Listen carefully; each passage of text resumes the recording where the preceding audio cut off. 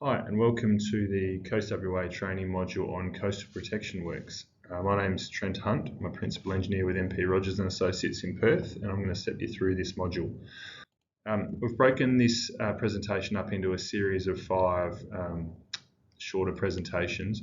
This first one will just be a little bit of an intro and an overview around what is coastal protection and the context for that in Western Australia. When is coastal protection appropriate?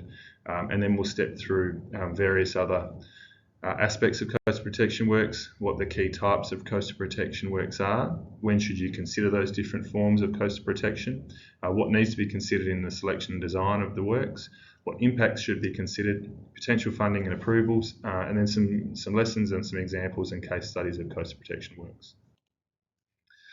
Within Western Australia particularly, there's several important documents, particularly in the planning realm, around coastal protection works, their need and application.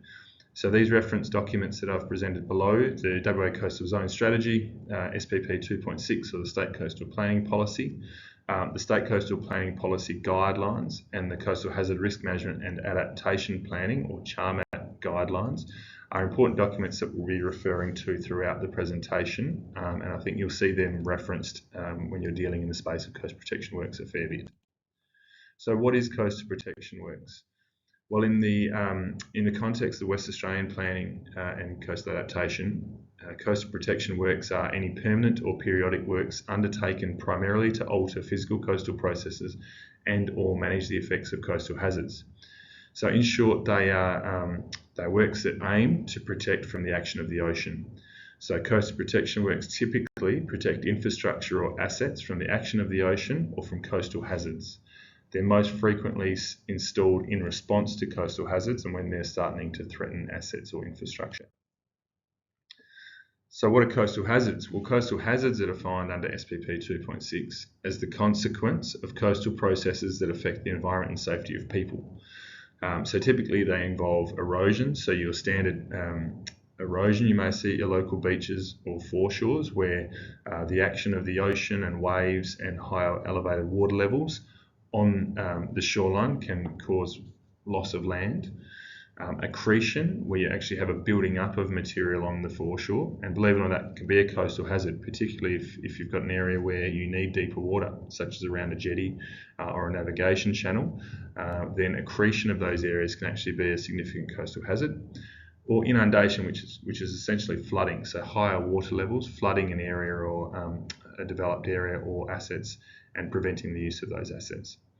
The coastal protection works typically aim to protect from either erosion and or inundation. They are less frequently used, although they can be, to protect from accretion. So coastal erosion. Coastal erosion is your typical coastal hazard. I'm sure we've all seen photos such as this where you've got the effects of a storm, particularly high water levels, eating away at a foreshore or a shoreline, causing loss of beach and dunes, in places threatening assets and infrastructure. Now when you're losing your foreshore and you're losing your shoreline pretty rapidly in a storm event, you can really see that immediate threat of the coastal hazards. There's fear generally, there's public outcry and potentially media around that, and that can be a concern.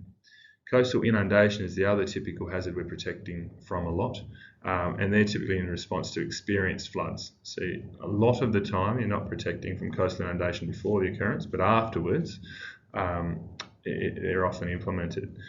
As well as addressing inundation, coastal protection works can also address the wave overtopping. So wave overtopping is typically when you've got an impact of a wave hitting a structure and sending water or spray over the top. That can cause damage in behind the structure or safety concerns for people, vehicles, bikes, etc. in behind those structures.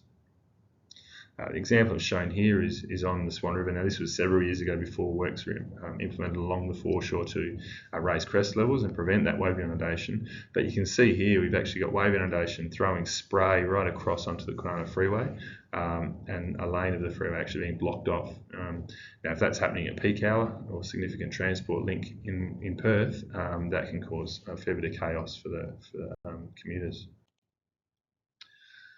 Alright, so the history of coastal protection. Coastal protection works are nothing new. There's been a long history of implementation of coastal protection works and the protection of assets from the action of the ocean for around 7,000 years. So some of the oldest coastal protection works, which were functional seawalls, were actually implemented to protect from rising sea levels around 7,000 years ago in areas of the Mediterranean. Now, historically, they've often been functional seawalls, so that last line of defence from the ocean, protecting homes and assets. They used to be initially earth bunds, clay, stone, and obviously as technology has advanced and building materials and construction methods have also advanced into areas of concrete, rock, and other materials. Some examples of historical coastal protection works that old 7,000-year-old type seawall I discussed is the top left there. So through in the Mediterranean, just off the coast of Israel, that little section of seawall is now about 4 or 5 metres of water. And as I said, it was believed to be implemented to protect local fishing villages from sea level rise. Obviously, not too fruitful at that stage, and sea level now sits 4 to 5 metres above. You can see examples of a seawall which is still in place in Patroon, which was implemented about 100 BC. It still stands. It's been reinforced over many years with clay and earth and is still in place. You can see examples at Thessalonica, and again, these you can see very much defensive seawalls. These were not only implemented as a coastal protection works, but obviously a defence or protection works for the settlements and the cities themselves. You can see examples from the Gulf Coast in America of large-scale coastal protection works being implemented around the Gulf Coast. And then locally in the Gold Coast in the 60s, these are actually car bodies which are being placed. Basically, they were placing anything they could get their hands on at the front of the dunes and on the back of the beaches to protect from ongoing coastal erosion. Our methods have progressed a fair way since then, but around Australia, in particular, and within Western Australia, even you can see a large number of examples where anything people could get their hands on were implemented in place as coastal protection works to slow or prevent those coastal hazards. So when do we need to protect? Well, in the current context in Western Australia, the State Coastal Planning Policy states that coastal protection works are only considered after all other options for avoiding or adapting to coastal hazards have been explored. They should only be supported where it's demonstrated there are no significant negative impacts on the adjacent environments, and they should only be supported in conjunction with appropriate funding arrangements for construction and maintenance. So all of these things need to be considered before the works are actually done. The WA Coastal Zone Strategy also identifies a range of items which need to be addressed prior to coastal protection works being implemented. I won't run through all of them, but they can include things such as having a char map in place and being consistent with that char map, their primary purpose being for public benefit. They are designed to minimise ongoing costs and they have a financial plan in place. The CBA, or a cost-benefit analysis, demonstrates public benefit and a positive return, and those protection measures are reviewed. It also touches on potential temporary measures. So when there's an imminent threat to development of an asset or infrastructure, temporary measures can be implemented. However, they should not inhibit future adaptation works. So the Coastal Hazard Assessment identifies coastal risks and what those risks mean for assets. A coastal hazard risk management and adaptation planning process has then been completed, and a range of adaptation options are being considered. And if retreat's not possible or feasible and the risks cannot be tolerated or accommodated, then under the State Coastal Planning Policy, protection is the last resort and can be implemented. If coastal protection is identified as appropriate, the primary purpose of that protection needs to be for public benefit.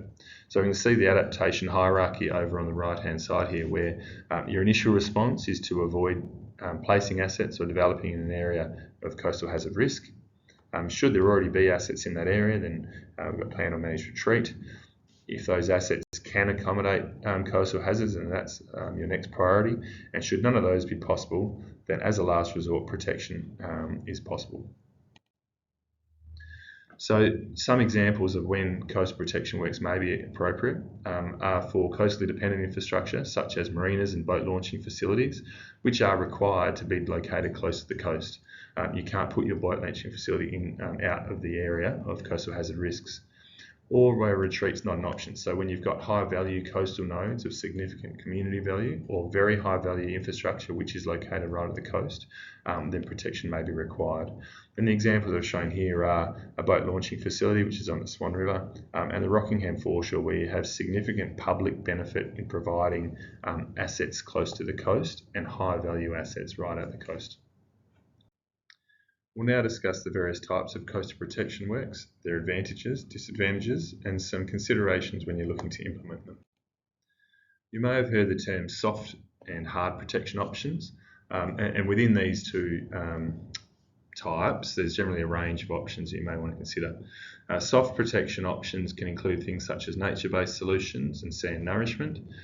Hard protection options are typically those more structural solutions such as seawalls, groins, offshore breakwaters and headlands, and these options can be combined to complement each other. So nature-based solutions can often be incorporated with harder or more structural solutions. There's no rule that says you can only use one.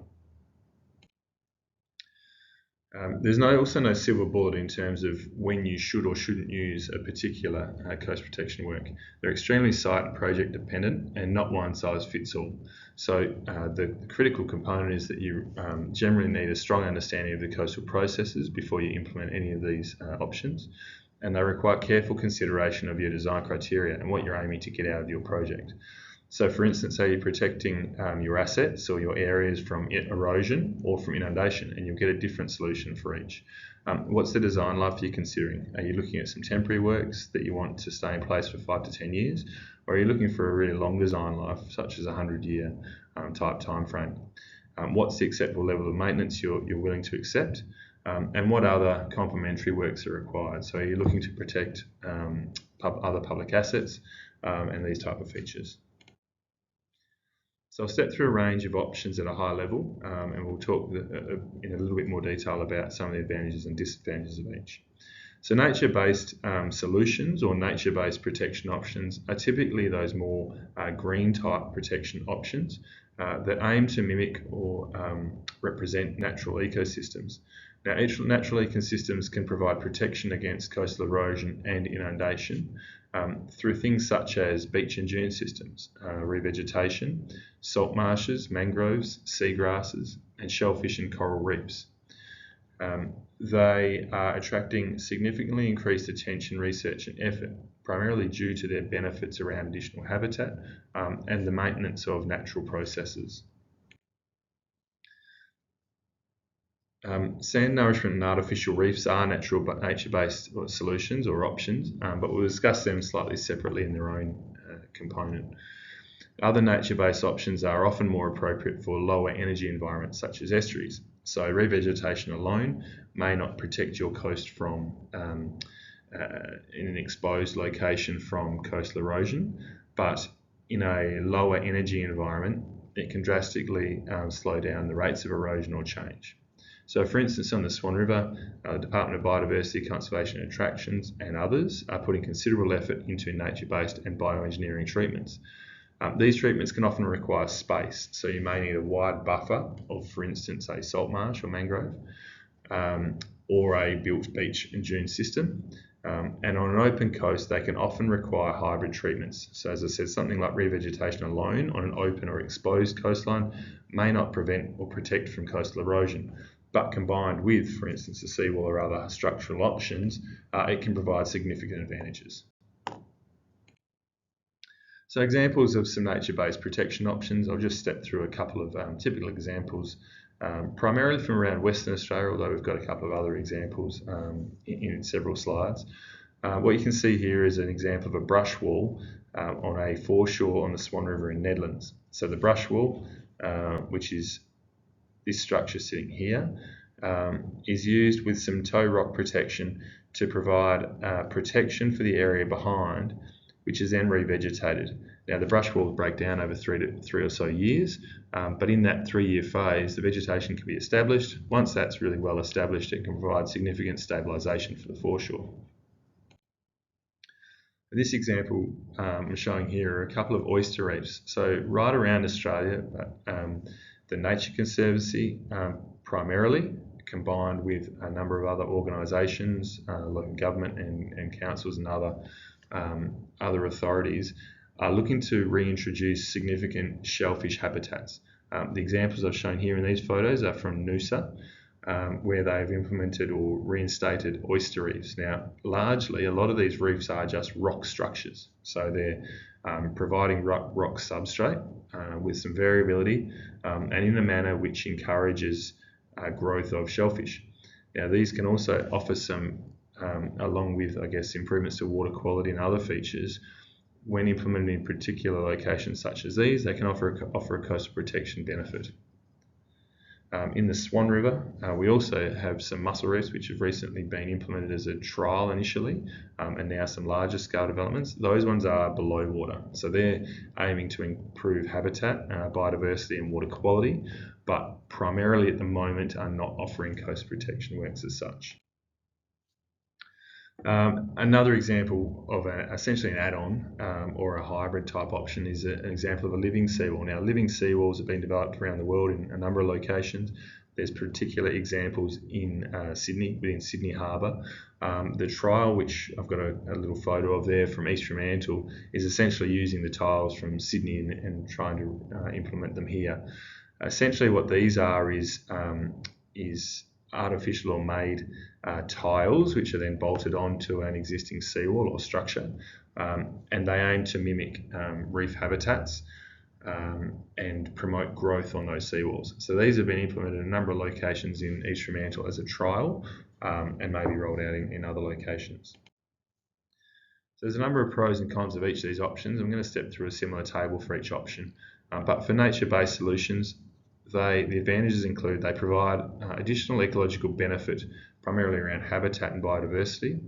They're more sustainable and potentially self-healing in some cases. They provide flexibility in terms of future adaptation. If they're technically effective, they're cost-efficient options, and the research and knowledge and application of these is increasing rapidly at the moment. The disadvantages is that there can be less certainty of protection. They may be more appropriate for lower energy environments such as estuaries and mangroves, and on an open coast they typically require combination with other protection works, so that hybrid type treatment. I did say at the start that sand nourishment and reinstatement of beach and dune systems is a form of nature-based solution, but we'll step through that in a bit more detail because it's a pretty common coastal protection work. So sand nourishment involves placing sand on the beach, in the water in the nearshore area, or at the back of the beach in the dunes to offset the erosion risk. Now, sand nourishment, there can be a number of forms of this. So it can be, you may have heard of terms such as bypassing, backpassing, renourishment. They're all essentially the same type of thing in that you're using sand and placing sand to act as that protection. They can re-establish the beach or dunes or provide a sediment supply.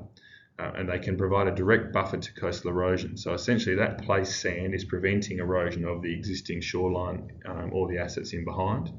They can be associated with hard structures, such as if you think of the example of a groin, you can put a groin field in and nourish the beaches in between to prevent or slow down that loss of transport. Or if placed on their own, they can require some frequent or ongoing episodic placement of sand. They can come from various sources, so you can get them from other coastal areas. If you're accumulating sand in one spot, you can move it to an area which is being eroded or threatened. They can come from sand pits on shore, so terrestrial sources, or they can come from offshore sources below water.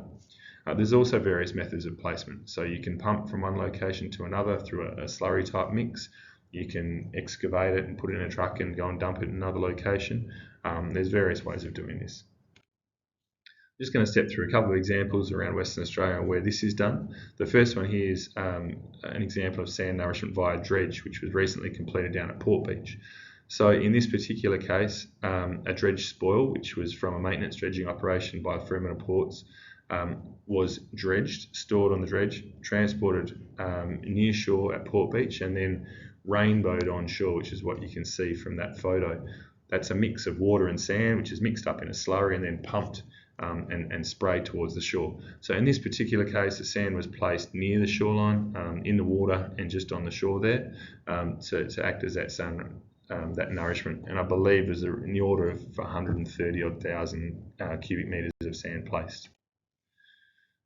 A different form of sand nourishment, or bypassing, this is an example from Port Coogee. So in this particular case, the coastal development has blocked the transport of sediment from one side of the harbour to the other. So there's an accumulation of sand on this sheltered beach you can see here around the power station. So every 3 years or so, the local government bypasses sand from this side of Port Coogee to the other side. What you can see being done there is an excavator sitting on the shoreline, excavating the sand and digging it up, putting it in a hopper, which is then mixed with water and pumped through a pipeline to the other side of Port Coogee, which is about 1,500 metres away, and then it's pumped out onto the beach. So you can see the gear that's involved in this. We've got a couple of excavators and loaders down there, and it's a reasonable operation.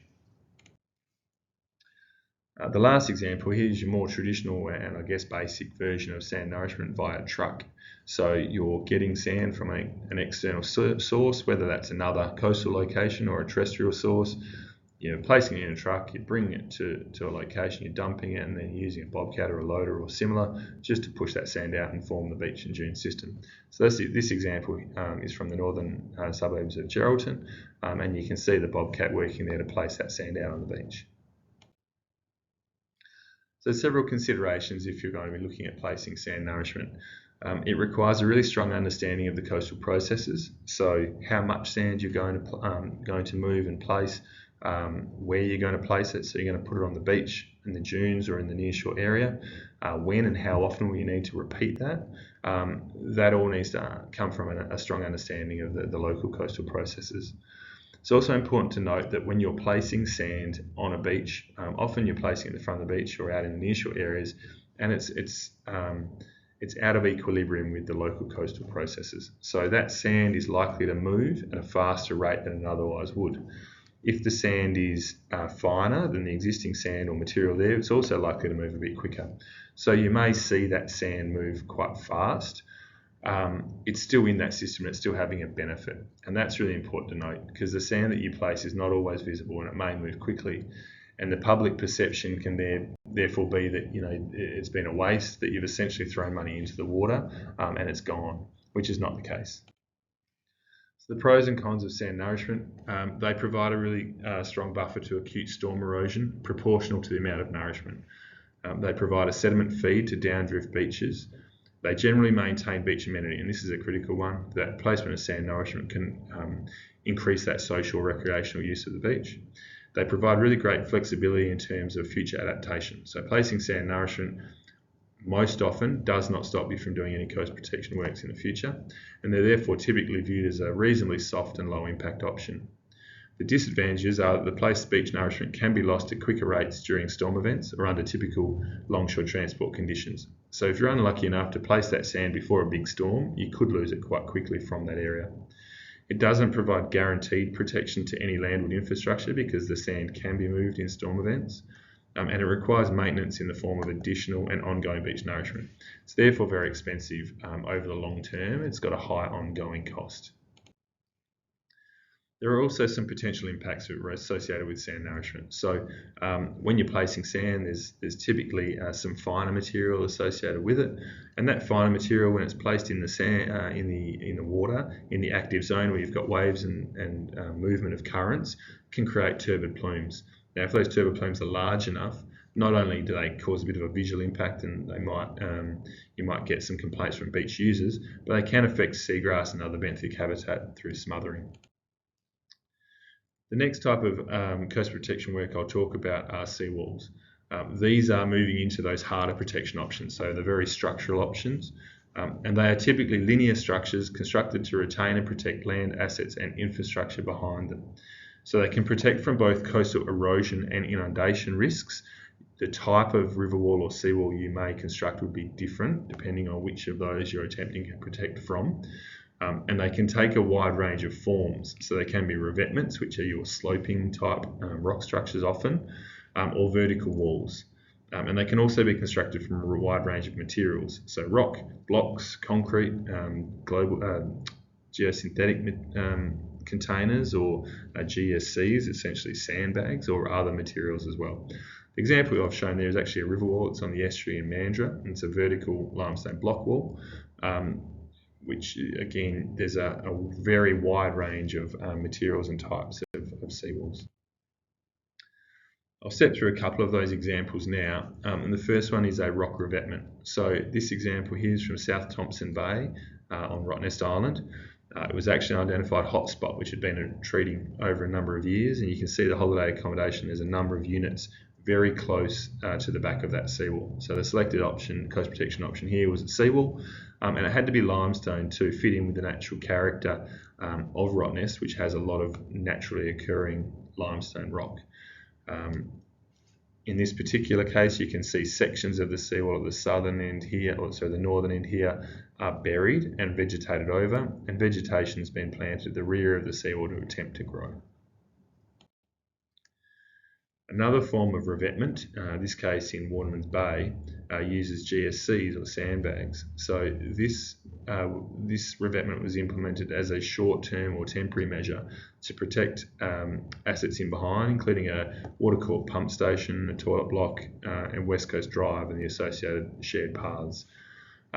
This was actually implemented over 10 years ago now and is still performing really well to protect those assets in behind. There's also a wide range of functional type seawalls. So this is an example from the Rockingham foreshore, where there is a vertical wall sitting right at the front of this structure all the way through, which acts as a seawall and protects the development in behind. However, you can see this has been landscaped up so that you've got a really functional use of those spaces, and the seawall actually just acts as a front terrace in this location.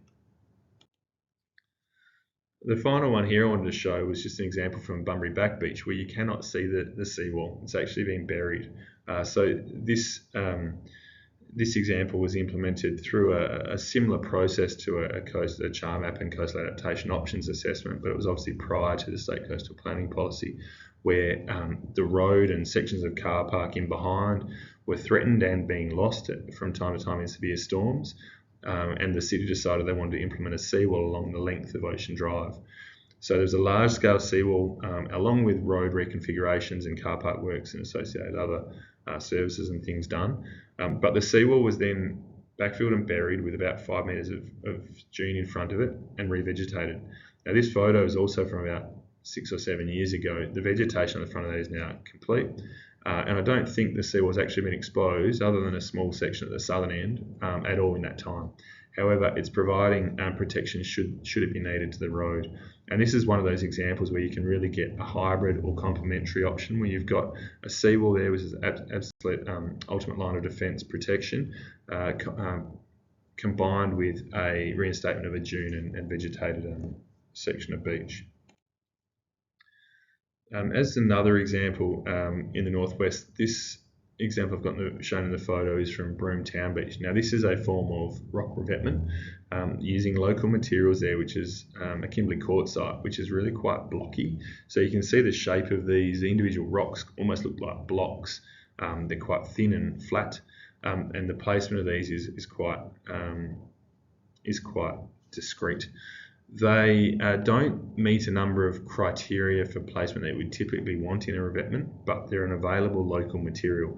And rather than transporting other rock materials in hundreds of kilometres, there's obviously strong benefit in using this local material. So this particular case, a lot of effort was put into testing the material and making sure it was suitable for use, and then coming up with a way to actually build this rock revetment that met those criteria. So there's another photo loaded. This is a very low tide. You can see another photo later of this one where it's completely underwater. So there's a number of considerations for seawalls. They provide direct and really effective coast protection for assets in behind them. However, they result in loss of sandy beach in front of the wall. So they protect the land behind, but not the beach in front. And that's often due to the reflections of waves and water levels and so on from the front of the wall. That encourages loss of material. They can be imposing and they can change the appearance of the coast and influence access and impact access down onto the beach and so on. And they also require maintenance and ultimately replacement over time. So as I step through, they effectively protect landward infrastructure and assets. Their impacts and design are well understood, and they can be buried or vegetated depending on the location and the space available to minimise the visual impact. Disadvantages, though, include they can be exposed during storm conditions or due to sustained erosion with increasing frequency and extent. So just because you bury them at the start doesn't mean they remain buried. That can lead to narrower or lost beaches from storms or sustained erosion with increasing frequency and extent over the longer term. So that beach in front may progressively be lost. They can have high capital costs to implement, and they reduce the access to the water.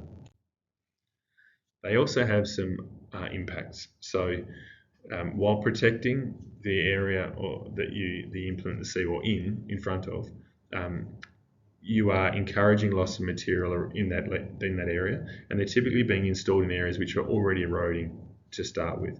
What that means is that you can get progressive erosion on the edges of the seawalls and that flanking erosion, applying downdrift erosive pressures. So if I step through this little figure which is presented on the screen, here's our seawall structure, and we're protecting some assets back here. In front of it, we're losing sediment due to ongoing losses and then being accelerated and increased due to wave energy reflection. Around the edges then, if our net transport is this way, we've got no material being moved from this area, so the material is going to be lost from this area, and we get that kind of landward movement of the coastline through this area and terminal or flanking scour. So what you may see typically around a seawall is a return through these areas, so the seawall structure moves around here and effectively protects from that erosion. The photo I've shown here is an example from Queen's Beach. We've got a range of protection options and seawalls implemented in really close proximity. So you can see that they're often implemented for various reasons. So this limestone block retaining wall here is less of a seawall and more of a retaining wall, protecting the upper foreshore from undermining, but also from overtopping. We've then got a GSC revetment in front of it, so that's the low-level protection from your wave action, and in behind that, a vegetated area where the dune's been re-established. That low-level protection allows that dune to be created there and holds that in place. You've also got some rock protection moving out to the groin here, which is tied into the GSC wall to prevent that flanking erosion, and that beach in front of the seawall actually requires nourishment over time. The next type of hard protection option I'm going to discuss are groins. So where a seawall is parallel to or on the coast, a groin is a perpendicular structure which stops or restricts the movement of sand past it. So groins provide protection to assets behind the beach or foreshore indirectly because they're retaining that foreshore in place. They're primarily effective where there's longshore sand supply. So where that sand is moving along the coast, the groins can act to prevent that ongoing movement. So they provide beaches but can segment the coast. In Western Australia, they're typically constructed from rock, but they can also include timber, GSCs, concrete, sheet piles in places, and they're often completed in conjunction with sand nourishment to retain that usable beach. The various examples I'm going to run through here. The first is that typical groin. This is the example from City Beach, obviously an adjacent one at Floriat, constructed from granite rock in this case, and I'll show you an aerial view on what that does in a little while. But a wide groin in this location with a path on top to provide access out to the head. You can see the beach a little bit wider on the south side than it is on the north side. We'll step through that in a minute. The next one's that Broomtown Beach example. So this is a continuation of that seawall we showed in the previous slides. And this is actually was taken prior to construction of the jetty at the end of the groin. But again, you can see that holding of the sand on that of the updrift side of the groin and the change in the alignment on the south. A couple of GSC groins which are shown here. So again, the GSCs are typically low-level groins. They're often implemented over the short to medium term, so you may get 20 to 25-year design life from them. The examples shown here are from Sunset Beach, again low-level groin. You can see that sand is moving over the top of these structures as well, and then from Busselton where there's several fields of low-level GSC groins. The last example I want to show here is one from Denham, and this is your more functional groin. So this is a sheet pile wall. You can see the groin is constructed entirely from sheet piles. It's really effectively holding a beach on one side of it, and you can see the loss of material on the other side. This is actually in place to it's actually protecting from accretion in this case of jetties, boat ramps and other boating infrastructure. So a very functional type groin. You can also see one of the impacts or potential considerations for groins is they can trap some seagrass. So you're seeing sea wrack washing up on the groins in this location, and there's also some other considerations around this one with safety. So you can see this is actually a nav light sitting on the groin because it's such a low structure and it's a sheet pile hard structure. Can pose a hazard for navigation and for users. You can definitely don't want to be walking over the top of that thing. So the considerations for groins, again, they require a strong understanding of coastal processes. So this would dictate the length, the height, spacing, the number of groins, all those things you need to know, how much sand's moving and what their local conditions are like. The wave conditions in the area will dictate the armour size, and it's important to note that the groins aim to interrupt the sediment transport. So the aim of the groin is to hold sand on one side, and that will cause downdrift erosion. That sand that you're holding is not ending up at those beaches downdrift, so they will cause erosion. Often what you're trying to do though is move that erosion to an area where there is a greater buffer. They can be offset with sand nourishment, so placing sand nourishment up front will reduce those ongoing and downdrift erosive pressures, but that may require ongoing placement of sand to prevent erosive loss. So the pros and cons, the advantages of groins include that they can create beach compartments to maintain beach amenity adjacent to the groins. They can be strategically located to provide some protection to more critical infrastructure. The impacts are generally well understood and there's relatively lower maintenance costs. However, the disadvantages are they don't provide direct protection to the landward infrastructure along the entire extent. They rely on holding sand in front of those assets. They likely require some level of maintenance in the form of beach nourishment, and they always transfer erosive pressures to the adjacent shorelines. They segment and compartmentalise the shoreline. They have the potential to trap seagrass wrack, and they have high capital costs. This figure just shows that typical impact of the groins in that there is erosion downdrift and accretion updrift. So if we're looking at these structures, these structures are a series of groins. We've got net longshore transport going this way, and you can see that the groin is stopping sand moving past it, so you get this build-up or accretion of the groin. On the other side, you'll get erosion, so loss where it is not coming past the groin, you get erosive pressures in those areas. And this is shown in an aerial from City Beach. So City Beach at this particular time of year, we've got net longshore transport going to the north. As a result, the groin is holding sand on the south side, and we've got a really wide beach. Now on the north side, it's being moved out of that area and the sand's not coming around to replace it, so we've got a narrow beach. Now in many locations in Western Australia, and particularly on the Perth Metro Coast, this is a really seasonal feature. So when we've got a lot of sea breezes pushing sand to the north, we'll see a picture such as this one here. In winter that reverses, and when we've got storm events pushing sand from the north to the south, we'll actually end up with a wider beach on the north side and a narrower beach on the south. And so around the groins you can get that real seasonal rotation and movement of sediment.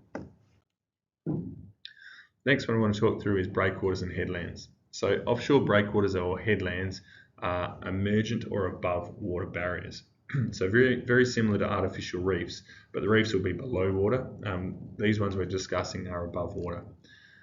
They effectively block wave energy and create a lower wave energy section of beach behind, so they're parallel to the coast but in water. The area is characterised by a salient where sand accretes in behind the structure, and they're mostly suited to invade coastlines where there's low and negligible net longshore transport. So examples of these from around Western Australia and other locations. The photo I've got here, these little offshore breakwaters or headlands are in East Fremantle. You can see we've got sand built up to them, little tombolo going all the way out. So these type of structures can be shore connected or they can be offshore and in the water. They protect those areas in behind, but you can see the scalloping of material in between them. This is another example from south of Perth metropolitan area at Kwinana Beach. Again, we've got a limestone rock structure which is built parallel to the coast and in the water. At this particular time, you can see there's the sand all the way out to the structure, and that tombolo forming in the area of low energy and behind the structure. Again, these are the shore connected ones from East Fremantle, and this is an example of an offshore one. So again, this is on the Swan River in South Perth. This island or breakwater was created as an artificial swan habitat. So this is that combination of nature-based solutions and hard structures, where your hard structure breakwater is actually being planted and beached and creating a habitat. But this one is not shore connected, it's completely offshore, and you can see the gap there allowing circulation through. So a very different form of offshore breakwater. There's a number of considerations for these type of breakwaters. So again, they require a strong understanding of the coastal processes. These will dictate the length, the height, the spacing and the number of headlands, so how far off the beach they might be. Whether you want them to become shore connected as well is an important consideration. Again, the wave conditions will dictate the armour size. Similarly to groins, it's important to note that headlands again aim to interrupt that sediment transport. So by accumulating sand in behind them, it's not going downdrift, and they again will cause downdrift erosion. That again can be offset with sand nourishment, which may require ongoing placement. The pros and cons of breakwaters or headlands. The advantages include they can create beach compartments to maintain beach amenity. They can be strategically located to provide some protection to more critical infrastructure. They can allow continuous beach access, and the impacts are generally well understood. The disadvantages are they don't often provide direct protection to the landward infrastructure, so they are relying on that sediment being in place. They likely require some level of maintenance in the form of beach nourishment. They transfer erosive pressures to adjacent shorelines. They compartmentalise the shoreline. They have the potential to trap seagrass wrack, and they have a high capital cost and relatively higher maintenance cost due to in-water works. So if you're thinking about a parallel length of breakwater compared to a parallel section of seawall, while the structures themselves may be reasonably consistent, a breakwater is going to be constructed in water. So just to provide access to get out in water is going to be more difficult and therefore more costly to both build it and maintain it. It may often require some temporary works you've got to pull out. All these things make offshore structures slightly higher in cost. The photo shown here annotated just shows some of those typical impacts of an offshore breakwater or a headland. So this example is from Geraldton. It's from a number of years ago now. You can see the net longshore transport direction in this case is from the south to the north, and again we've got a wider beach being created on the southern side and a narrow beach on the northern side. That narrow beach, you can see the erosion starting to get quite close to the road, and in the photo you can actually see a truck placing some sand at that particular time to offset the erosion which is going on to the north. You can see the shore has built up, so you've got a tombolo in behind that breakwater, which again is really preventing any sediment going past that location. The next form of coast protection works I want to talk to are artificial reefs. Now, artificial reefs are a funny type of protection option in that they're a very hard structural solution, but they can be combined. They can offer some nature-based solution benefits as well. So they are submerged structures, so very similar to an offshore breakwater but below water, that are constructed off the shoreline to reduce the wave energy impacting the coast. So where a breakwater blocks the waves, a reef does not block the waves. It reduces their impact on the coast and removes energy from the waves. So they don't offer direct protection. And if you imagine during storm events when the water levels are higher, their effectiveness in protecting the beach can be reduced because the waves in the water can go over the top. They can offer the opportunity for other objectives though, such as creating marine habitat and surf breaks, and they're most suited to embayed coastlines where there's low longshore transport sediment volumes. They can be constructed from various materials including rock, GSC or other sand containers, concrete and other materials. So in Australia, when we discuss artificial reefs, we often think of the examples from the Gold Coast, and I've got a couple of those presented here. The first one is Narrowneck, which is one of the first artificial reefs constructed from large sandbags essentially, or sand containers. This is the reef you can see below water, which is a series of sand containers which were placed basically by bottom dumping from a barge. They were filled on the barge and dumped. And they were constructed associated with a lot of sand nourishment off the shore of the Gold Coast at the Narrowneck. So you can see the wide sandy beaches in front. This is one part of a very multi-pronged, I guess, coastal protection works through the Gold Coast beaches.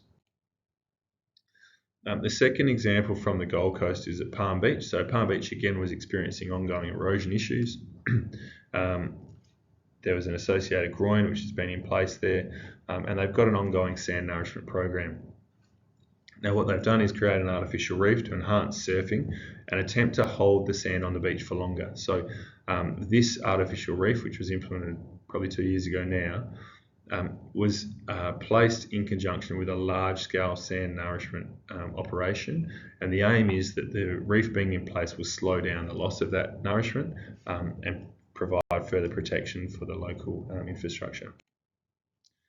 More locally, at CoastWA Beach within the city of Coburn, the city, in conjunction with the Department of Transport under a CAP grant, are trialling what is being referred to as an engineered reef. So this is a form of artificial reef. You can see the module on the top right here, which is a reinforced concrete module. This structure is a series of those modules placed in parallel, 3 wide. And the aim again is to reduce wave energy going over and through the structure and provide increased protection to the land and assets in behind. This structure, you can see it's hollow. It also provides valuable fish habitat through the structure, so it has that multi-purpose to it. There's a number of considerations for artificial reefs. So the clear objectives of what you're trying to achieve are really critical for artificial reefs. So if you're aiming to protect your coast, if the primary aim of your project is for coastal protection, then you probably get a different solution to if your primary objective is for improved surfing or improved habitat.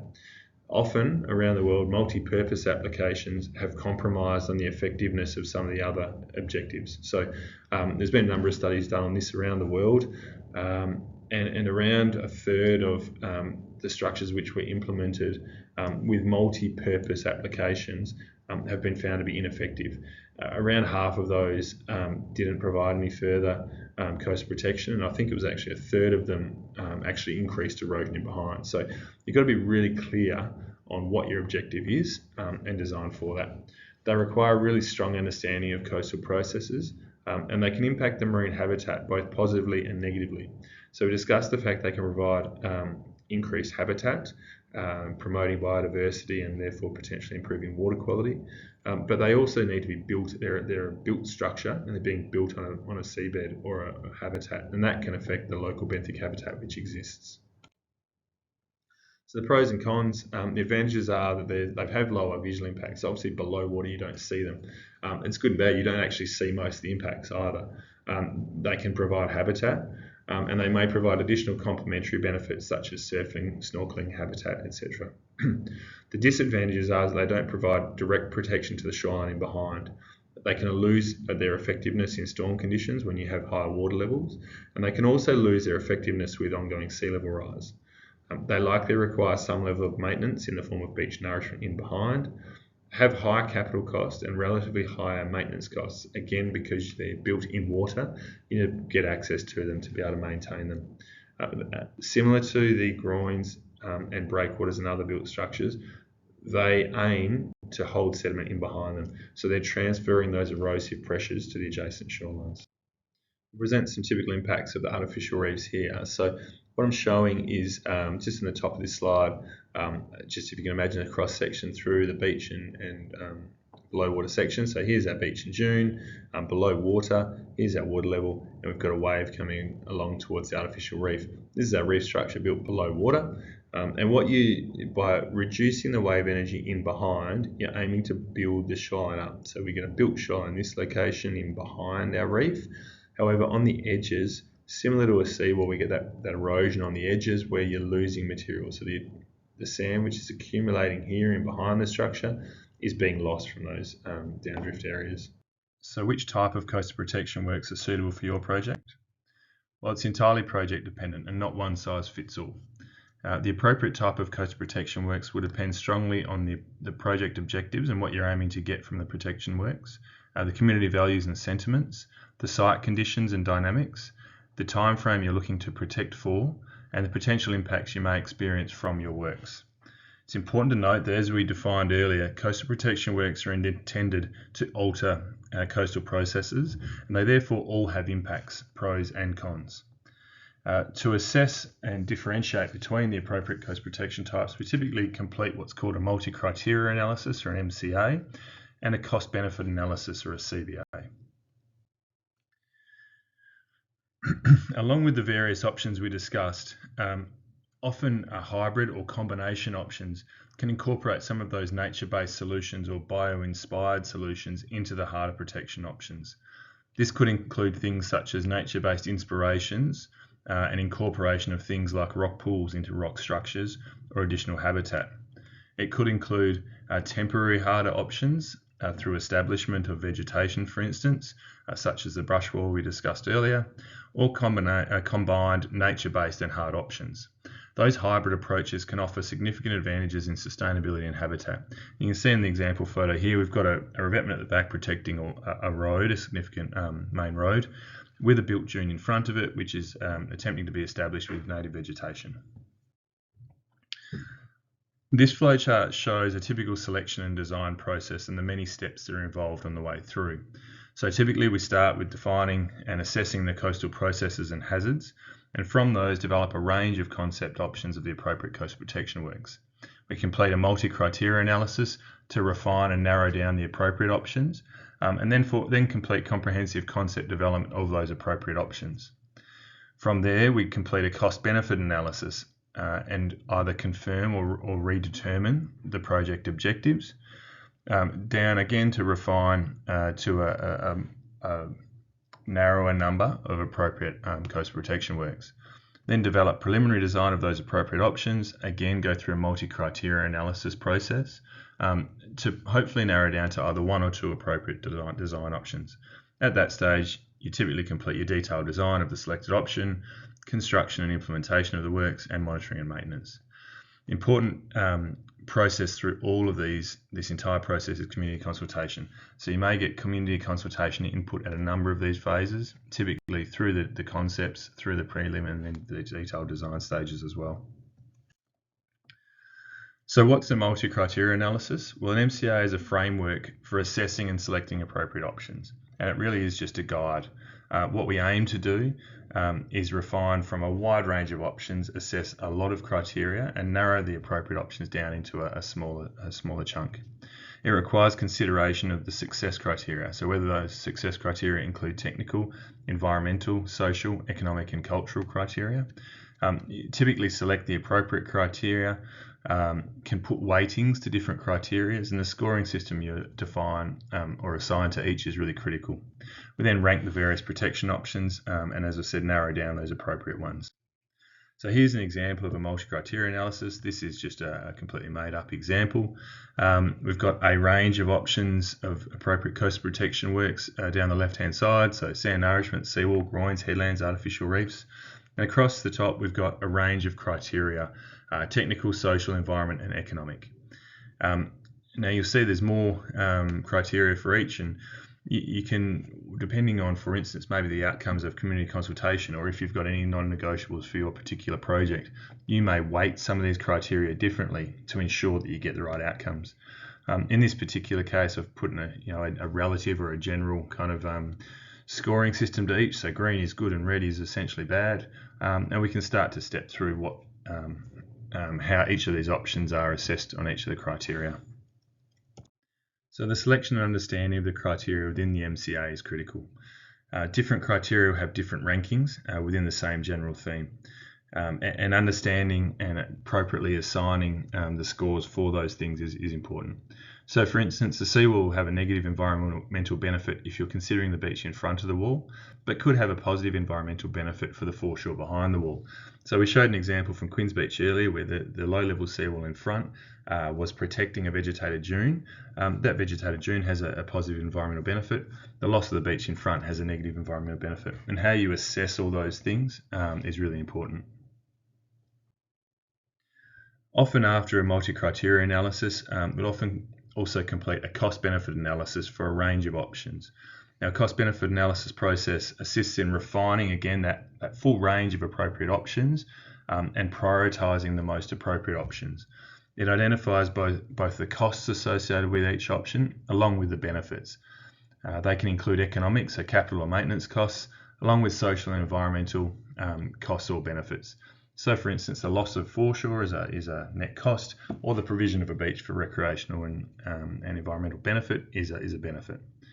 The cost-benefit analysis needs to be considered over the planning timeframe or the life of the project, and it requires an accurate estimate of the costs, so you need concepts. So both the costs and the benefits need to be appropriately valued, or your cost-benefit analysis may be misleading.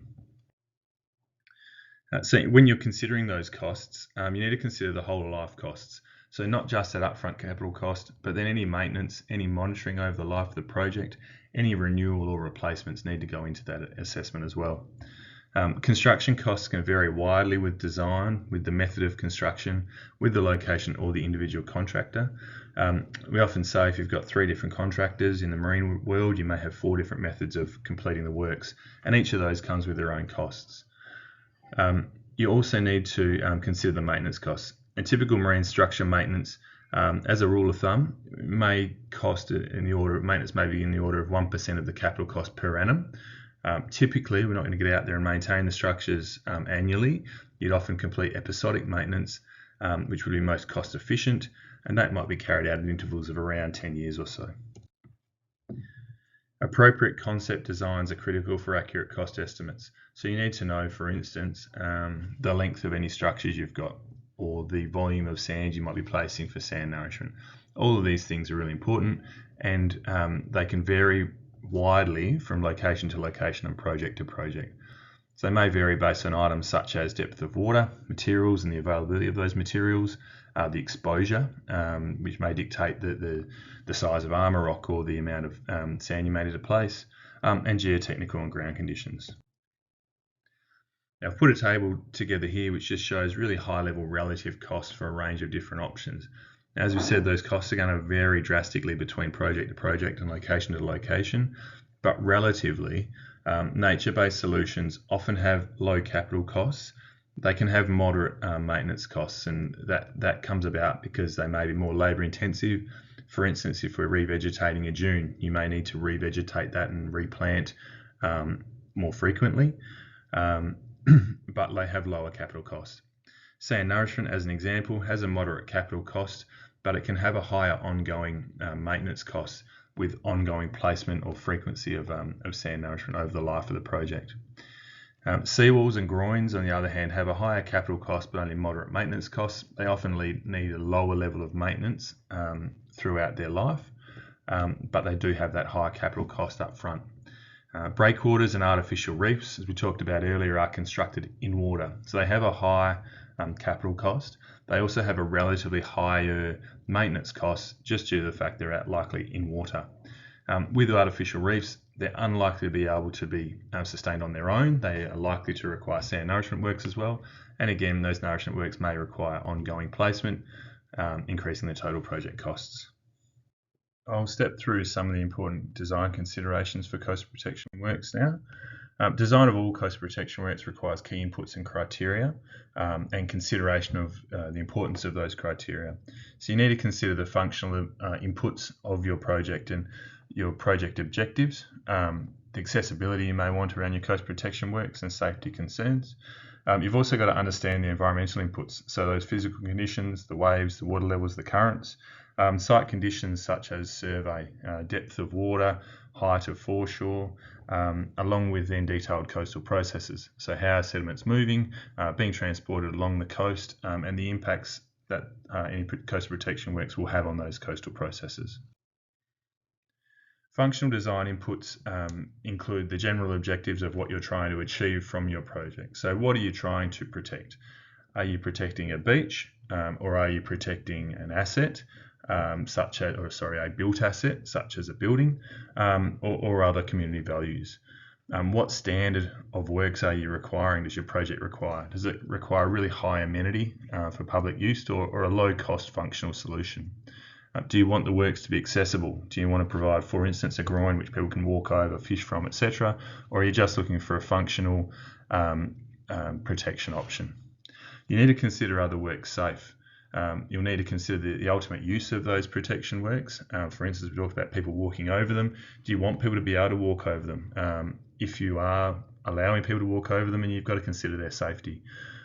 You want to consider the materials, along with other culture and heritage inputs, which are really important.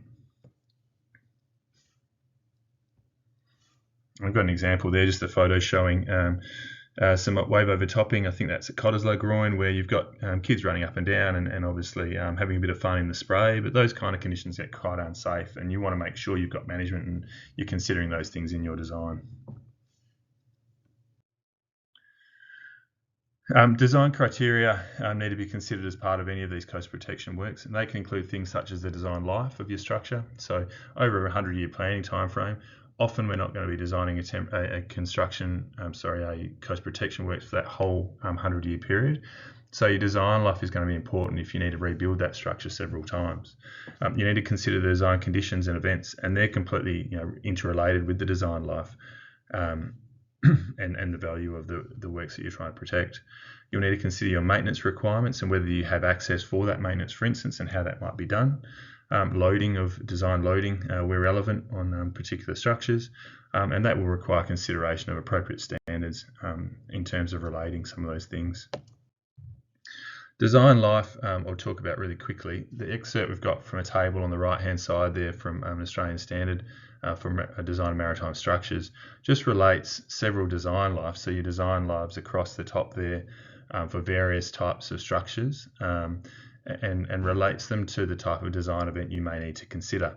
So for instance, if we've got a temporary work which might have a design life of 5 years or so, and for a normal structure we might need to consider, for instance, a 50-year event or a 1 in 50 year event. Whereas if we're working up towards a 50 or even 100-year design life, we're going to be considering events which have design events in the order of 1 in 500 years or even 1 in 1,000-year type events.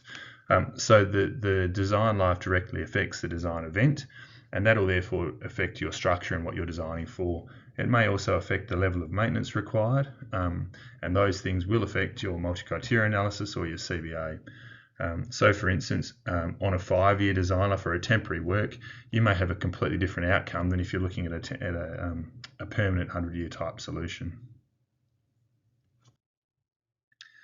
The type of physical inputs you may need to collect are things such as the mid-ocean conditions. So you need to consider waves, water levels, winds and currents. Shown in the photo there, a buoy collecting wave conditions off the coast. A lot of these kind of inputs were discussed in the coastal processes module, but they're really important for the design of your structures or coastal protection works. You need to understand site-specific conditions, so it's no good going and grabbing some mid-ocean conditions from Broome and applying them to Geraldton. The two are not going to necessarily be correlated. So you need some site-specific conditions and ideally some measurements at the proposed site. Now, depending on the scale and size of project you're considering, it may not be cost efficient or really possible or practical to get measurements. So often you're making do with what you may have, but ideally we might have some measurements at the proposed site.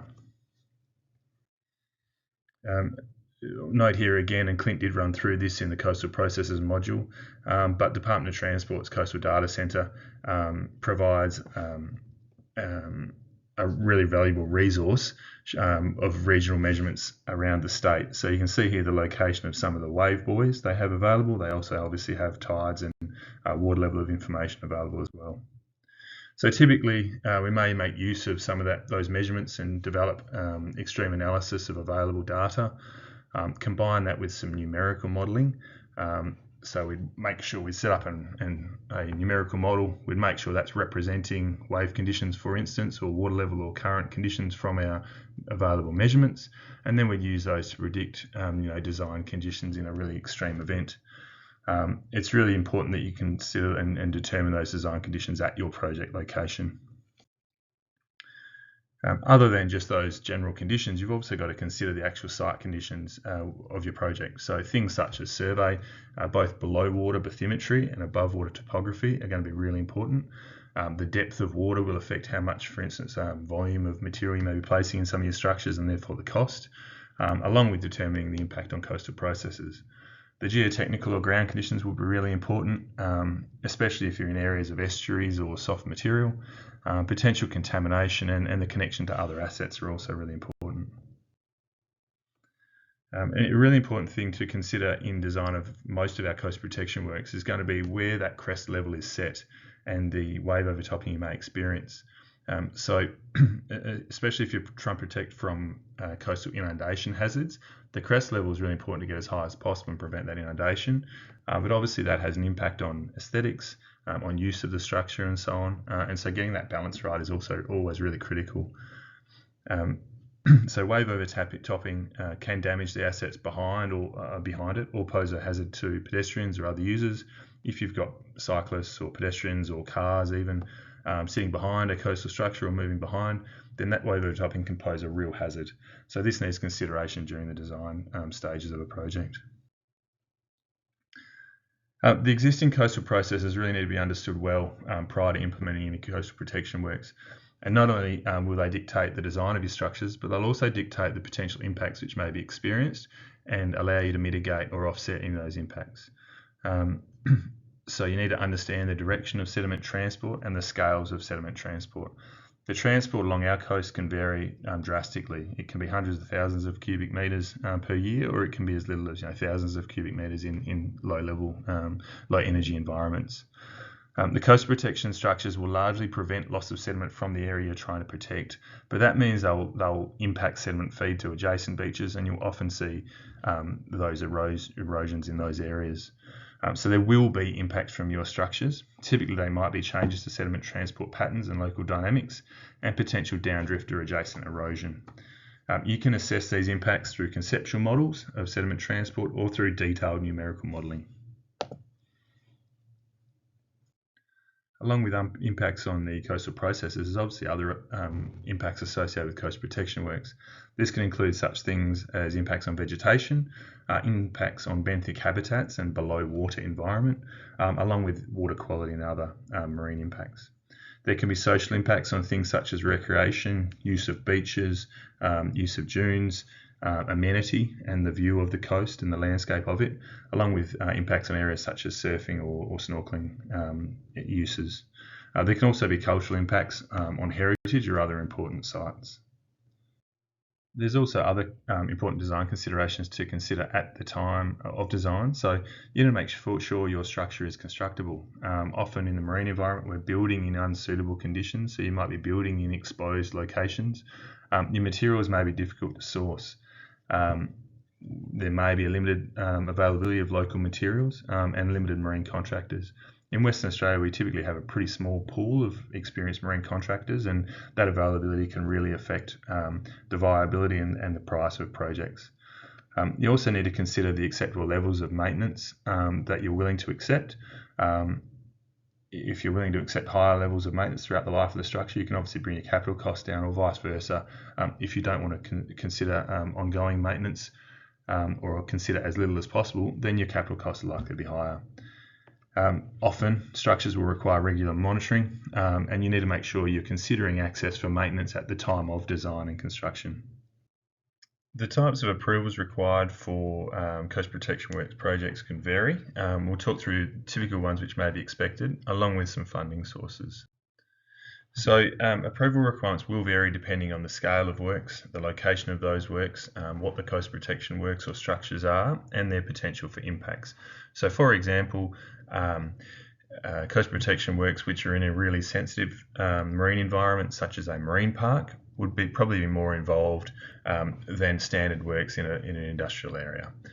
Typical key approval authorities may include the Department of Planning, Lands and Heritage, who need to work through planning approval with, Department of Planning, Lands and Heritage for heritage approvals, the Environmental Protection Authority for larger projects where there may be public environmental reviews.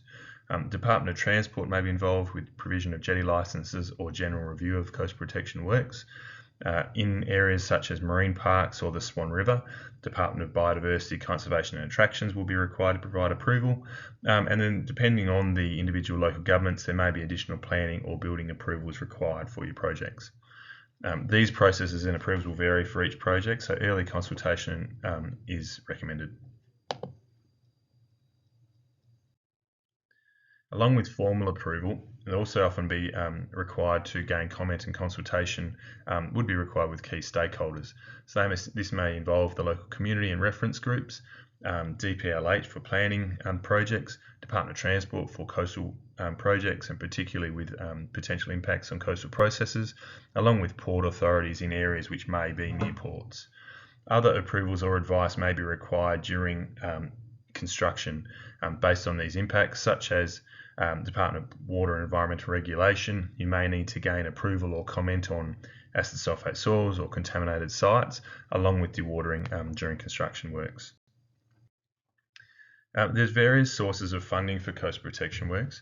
Under the WA Coastal Zone Strategy, the funding of coastal works are the responsibility of the proponent, and WA has a user or beneficiary pays principle.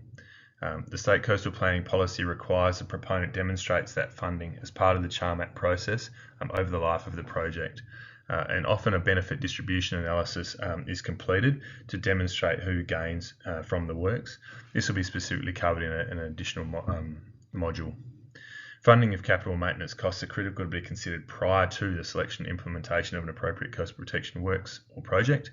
And there are a number of funding opportunities, and these can cover various phases of a project, including the planning and design phases, along with the implementation and construction, monitoring, maintenance, and asset management.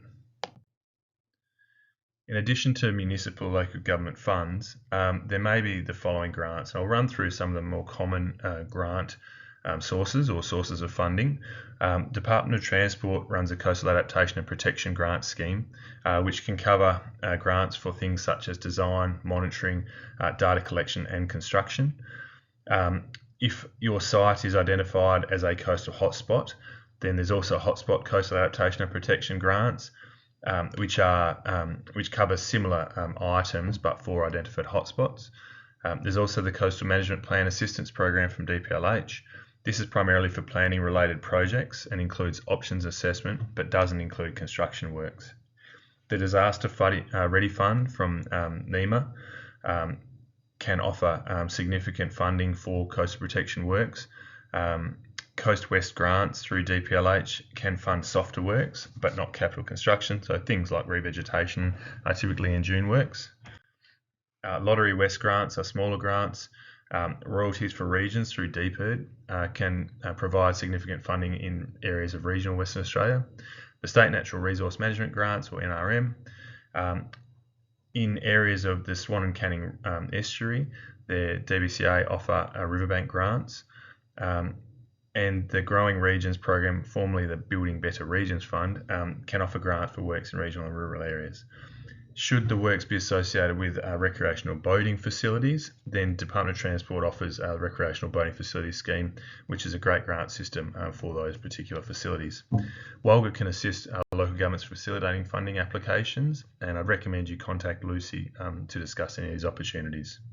I'll now just step through a few case studies and lessons from coast protection works around Western Australia primarily. We'll talk about a seawall constructed designed and constructed for South Thompson Bay at Rottnest, which we showed a photo of for earlier, and step through that kind of design process. We'll also talk about several lessons, success and failures of projects, and then some examples of integrated coast protection works. So South Thompson seawall, South Thompson Bay, or Thompson Bay, is located on the eastern side of Rottnest Island. The site was identified as a coastal hotspot. It's got a history of ongoing erosion, threatening or starting to threaten the holiday units or accommodation units along that section of beach. There was limited buffer left. Every storm kind of was losing 1 or 2 metres of dune, and there were some significant trees which were at threat of being lost at the top of the bank as well. A char map assessment was completed, and protect via a limestone rock seawall was selected as the appropriate adaptation option. And I'll step you through some of the considerations in that detailed design process. So the functional considerations were determined and were really critical to be achieved. So the aim of the project was to protect the apartments for the long term, so 50 years, to provide as much usable beach as possible, noting this is likely to be seasonal and that use of that beach may be lost in the longer term. We're going to aim to minimise impact on existing trees, allow restoration of the dune vegetation landward of the seawall, and retain beach access to the south of the structure. So the design was based on these considerations or objectives. The site conditions were determined early in the design process. A survey was completed to allow design, and a geotechnical assessment was completed. So you can see in the photo there, we've got the eroding bank and a bit of a couple of metre scarp. You might see just on the right hand side of the photo there's some bedrock out near the waterline, which is really visible further south on the site as well.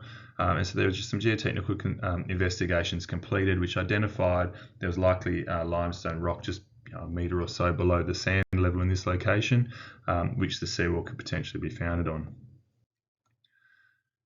So through the design process we assessed the mid-ocean conditions for the site. So South Thompson Bay is kind of through here. This is the main jetty you pull up on the ferries at Rottnest, and so our site's kind of down around here. So we completed some numerical wave modelling. Waves and water levels were the critical mid-ocean conditions at this site, and the combination of those two is really important because the water levels over the reef allowed larger waves to impact the site. An assessment was completed, and this considered waves in the 200-year event. Considered the combined water levels. As I said, they were really important when you can get some water over the reef.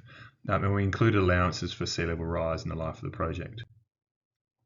The mid-ocean conditions were used to determine structure criteria such as the appropriate crest height, potential wave overtopping and the safety of that, potential scour and appropriate tow levels to prevent that scour, and the required rock armour sizes. So these are all determined via established calculations and criteria. This is the typical section of the ultimate seawall which was designed. So the key components, if I step through a couple of them, we've got a crest level up here which is about 4.5 metres above low water. You can see at the time, based on the geotech investigations, we believed there would be rock found at this level, and so the seawall was kind of keyed into there. You can see we've got 2 layers of rock armour with a filter rock and a geotextile lying on there. What you can see is a criteria around retaining 2.5 metres from the tree for all excavation, and that's just to protect that structural root zone for those trees and make sure they could be retained on site.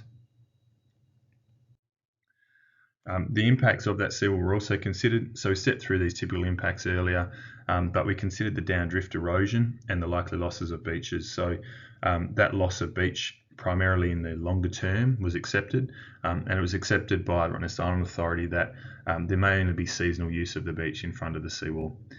There's also likely to be downdrift erosive effects. Luckily, the section of shoreline further immediately to the south is actually protected with a little bit more existing limestone rock, which made those impacts acceptable.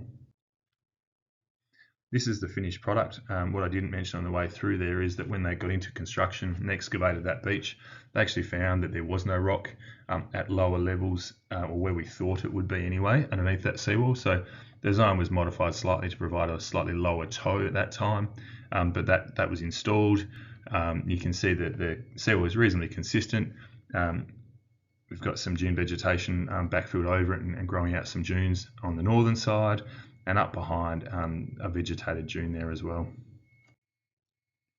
Now quickly just wanted to talk through some lessons and the success or failure of projects. And the success and failure of coastal protection works are often not as obvious as they seem, and they can be really dependent on what the design criteria and objectives of an individual project are. So for instance, a structure that's been designed as a temporary structure with a typical life of around 5 years If that structure then fails after 10 years, well, that's not a failure of that project or that structure. It's actually a success. It did exactly as it was intended to do. It lasted that 5-year period and performed as it was intended to. So often failure is due to unintended consequences or a poorer understanding of those objectives. But there can be failures, and this can be from poor design, undue consideration of the impacts of those works, a lack of maintenance, overloading of the structure, or other reasons. I wanted to talk through a couple of examples from Western Australia. The aerial photo here shows Guerin Street Groin in Bustleton. Now, this is the Guerin Street Groin right here. This is an old photo. I think this is from the 80s. Port Geograph Marina actually exists here now. But why I wanted to show this one is you can really see straight away the effect of that groin. So the groin was installed to protect property. And what you can see is we've got a build out of the beach on that western side, and it's really effectively protecting that property. On the downdrift side, you can see erosion of this section of shoreline where there is a larger buffer back to the road, so not as critical. So it was really effective at that aim of providing a wider beach width and protecting that property. What wasn't expected or foreseen at that time was that it also trapped a lot of seagrass. And this seagrass, and I'm sure you're all aware of the seagrass accumulations either at this structure or at the Port Geograph Marina.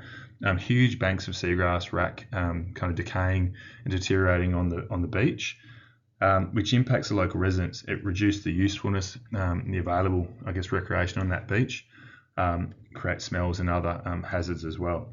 So while it was really effective as a coastal protection works, the overall project had these unforeseen impacts that weren't great. Another example I wanted to run through quickly was a seawall which was installed down at Kwinana Bulk Terminal for Fremantle Ports. So this seawall was installed as a temporary work in 2013 to protect some critical port assets. And it was installed quite quickly in response to some erosion to protect a critical asset, and it was installed with a 3 to 5 year design life to allow a long-term plan to be developed. It was damaged in a severe winter storm in 2020 and required full replacement. Now that 2020 failure was actually 7 years after construction, so it made it through its 3 to 5 year service life completely fine and allowed development of that long-term plan. So while the seawall itself failed, it met its project objectives and performed exactly as expected. Another example of that type of failure of protection works, or what may be deemed as failure, were various structures and seawalls that were built around the town of Port Hedland. I've shown a photo there protecting a car park at the boat ramp, and you can see the damage which has been experienced to the seawall in this location. So this seawall and a lot of other seawalls around the town were performing reasonably in typical kind of ambient or standard conditions. However, Tropical Cyclone Veronica in 2019 caused widespread erosion and damage to these structures. And the structures failed due to an exceedance of their design conditions. So they simply weren't designed to prevent any damage in that type of event. So those design conditions need to be really carefully understood and the risk of their exceedance understood. So if you're designing a structure and you're designing it for a 100-year event, that doesn't mean it's going to last 100 years. It's a probability-based thing. You need to make sure the risk of exceedance of that and failure of your structure is understood. I wanted to also just quickly touch on a couple of examples of integrated coastal protection works. So often coastal protection works can be seen as ugly or having a reasonable aesthetic impact. I just wanted to touch on a couple of examples of cases where that's not the case. So the Rockingham foreshore, a really built up, highly valuable foreshore to the local community. It's built right at the back of the beach and requires protection from coastal processes. So what I can see here in the front of this photo, right along the front of that highly landscaped foreshore is a vertical seawall. And you can see here in this front edge of the photo, that is a seawall which is several metres high. But that seawall has been integrated and built into that landscape, so it's terraced and very usable. And that required really strong landscape design and community input to provide a structure and a works that have a really high value. Barangaroo in Sydney Harbour is another example where coastal protection was required to a really important piece of infrastructure or $1 billion development. And you can see here a sandstone revetment which has been constructed. really high landscape design and design input. They use local materials, so these sandstone blocks are actually cut down from the hill just behind Barangaroo here, and there's considerable landscape design that went into this to provide this kind of award-winning landscape. Sanua barley is another example which is often seen in photos of groins, and you can see here we've got a number of coast protection works along here. We've got offshore breakwaters which are shore connected.